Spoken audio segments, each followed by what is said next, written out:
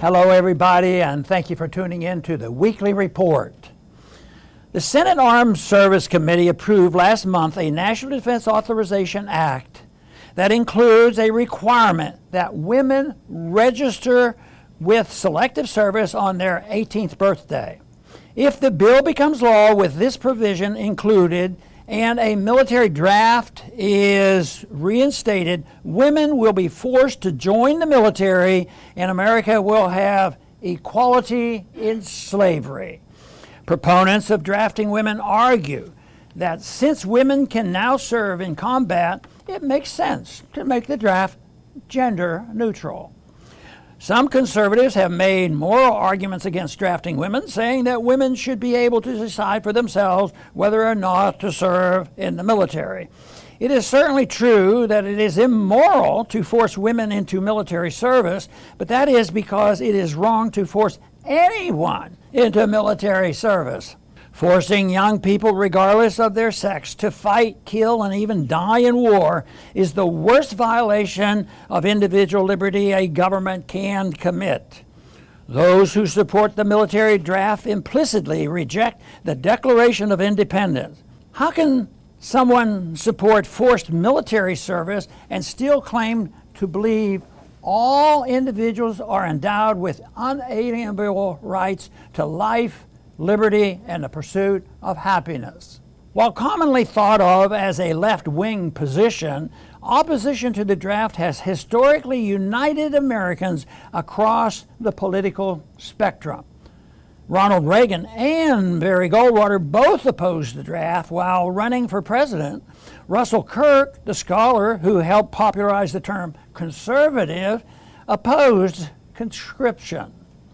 Some progressives oppose a military draft but support other forms of mandatory national service.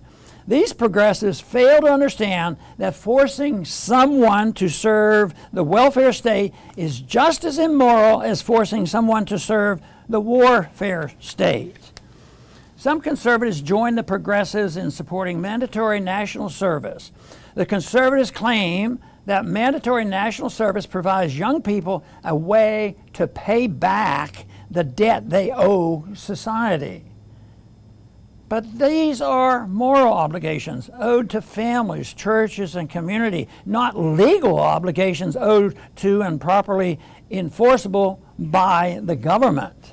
Libertarians are consistent opponents of all forms of mandatory service.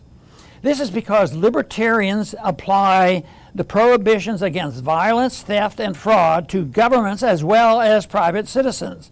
So if it is wrong for your neighbors to force your children to mow the neighbor's lawn, it is wrong for government to force your children to serve in the military or perform any type of national service. The non-aggression principle is why libertarians oppose taxation, nationalized health care and education, and military crusades in the name of democracy or human rights. It is also why libertarians oppose laws telling people how to raise their children, limiting access to extremist websites, telling business owners who can and cannot use what bathrooms on their property, or prohibiting someone from gambling online, smoking marijuana, or drinking raw milk. Some libertarians urge their liberty movement compatriots to not talk about the non-aggression principle. These pragmatists think the focus should be on making the practical case for liberty. But those who embrace liberty because it works better than statism will make exceptions if they think an authoritarian idea like mandatory national service is a more practical way of achieving their political, economic, and social goals. Only those committed to the moral case for liberty can be counted on to defend all liberty at all times. Thanks for listening.